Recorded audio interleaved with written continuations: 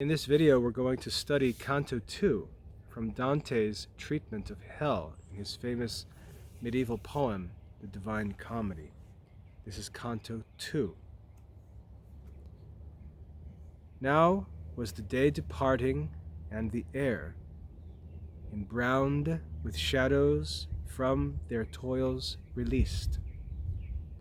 All animals on earth, and I alone, prepared myself the conflict to sustain, both of sad pity and that perilous road, which my unerring memory shall retrace.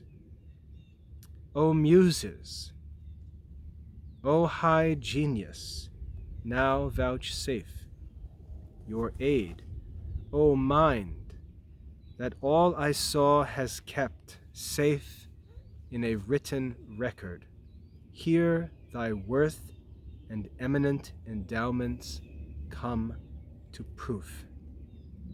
So very interestingly, Dante, a Christian, offers an invocation to the Muses, the spirits of poetry, and appeals to his mind that it would provide assistance in giving him the information that he needs to continue his poem.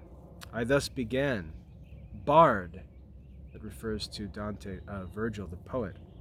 Thou who art my guide, consider well if virtue be in me sufficient, ere to this high enterprise thou trust me. Thou hast told that Silvius's sire, yet clothed in corruptible flesh, among the immortal tribes had entrance, and was there, sensible, present. Yet if heaven's great Lord, almighty foe to ill, such favor showed, in contemplation of the high effect, both what and who from him should issue forth, it seems in reason's judgment well deserved, sith he of Rome, and of Rome's empire wide, in heaven's imperial height was chosen sire, both which, if truth be spoken, were ordained, and established for the holy place where sits, who to great Peter's sacred chair succeeds.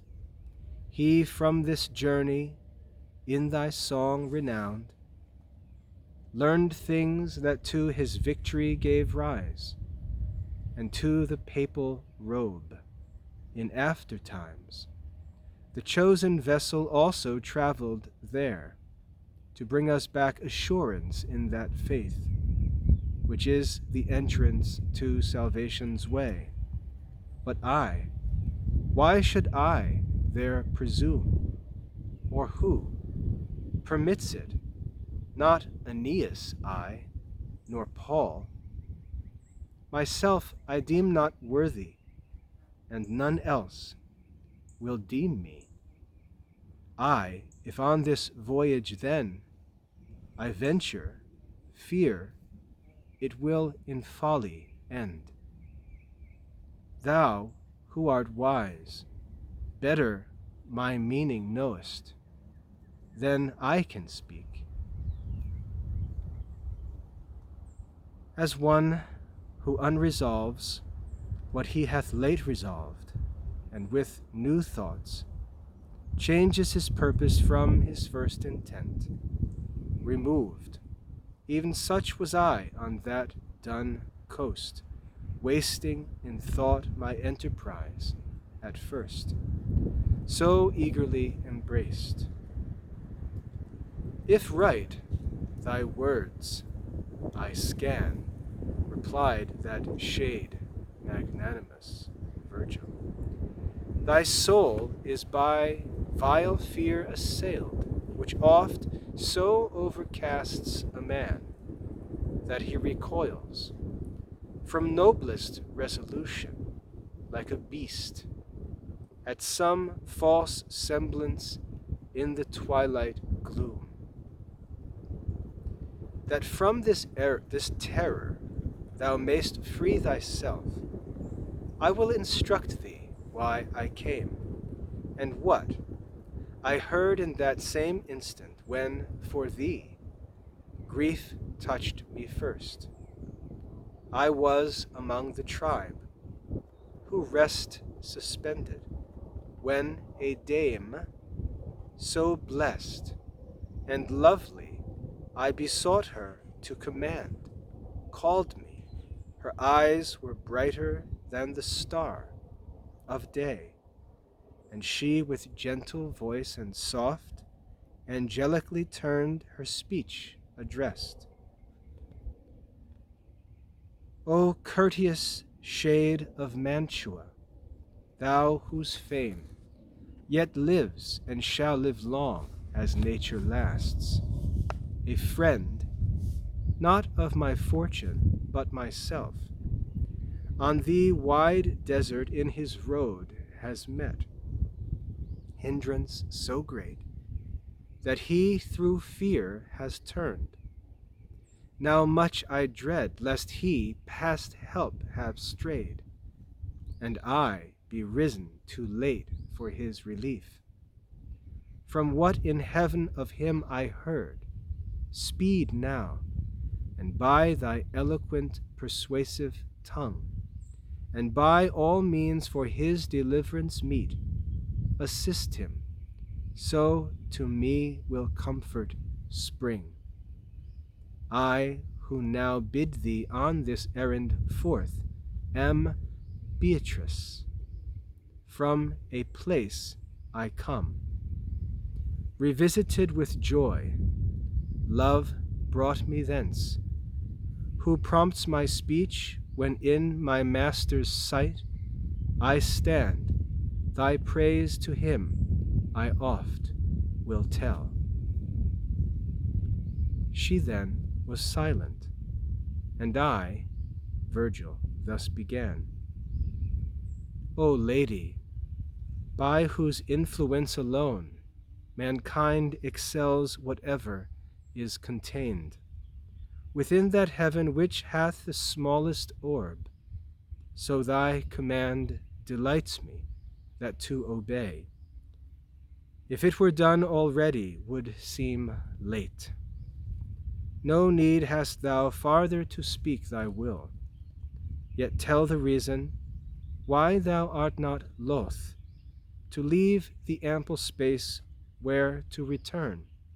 Thou burnest for this centre here beneath. And she then said, Since thou so deeply wouldst inquire, I will instruct thee briefly why no dread hinders my entrance here. Those things alone are to be feared, whence evil may proceed. None else, for none are terrible beside. I am so framed by God, thanks to his grace, that any sufferance of your misery touches me not, nor flame of that fierce fire assails me. In high heaven a blessed dame, besides, who mourns with such effectual grief, that hindrance which I send thee to remove, that God's stern judgment to her will inclines. To Lucia calling, her she thus bespake, Now doth thy faithful servant need thy aid, and I commend him to thee. At her word sped Lucia, of all cruelty the foe, and coming to the place where I abode, seated with Rachel, her of ancient days, she thus addressed me, Thou true praise of God, Beatrice, why is not thy succor lent to him who so much loved thee as to leave, for thy sake all the multitude admires? do thou not hear how pitiful his wail, nor mark the death which in the torrent flood, swoln mightier than a sea, him struggling holds?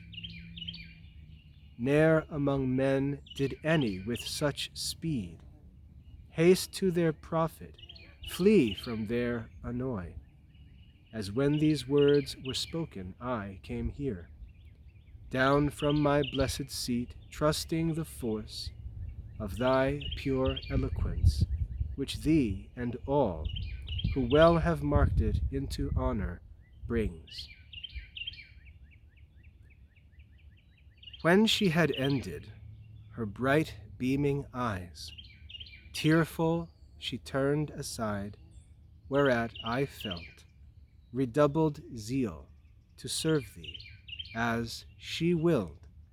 Thus am I come. I saved thee from the beast, who thy near way across the goodly mount prevented. What is this comes o'er thee then? Why dost thou hang back? Why in thy breast harbor vile fear? Why hast not courage there, and noble daring? Since 3 maids so blessed thy safety plan, even in the court of heaven, and so much certain good my words forebode. As florets, by the frosty air of night, bent down and closed, when day has blanched their leaves, rise all unfolden on their spiry stems, so was my fainting vigor new restored. And to my heart such kindly courage ran, that I, as one undaunted, soon replied, O full of pity she who undertook my succor, and thou, kind, who didst perform so soon her true behest, with such desire, thou hast disposed me to renew my voyage, that my first purpose fully is resumed. Lead on. One only will is in us both. Thou art my guide, my master thou, and Lord. And so spake I, and when he had onward moved, I entered on the deep and woody way. The end of Canto 2. So in this second canto, Dante is about to resume his journey towards and up the mountain after meeting Virgil, the Mantuan he referred to in Canto 1. But when Virgil finds him in Canto 2, Dante is overcome with fear and unable to move forward in his journey. And so Virgil wants to know what this cause of fear could be, since he has so much in his favor. But these things which Dante has in his favor are not known to Dante, and so Virgil reveals them to him. He tells him that a woman came to him, to Virgil, and asked him to help Dante, and that this woman's name was Beatrice, and there were 2 other women spoken of in the canto, one of whom was Rachel, I think the other was Lucia.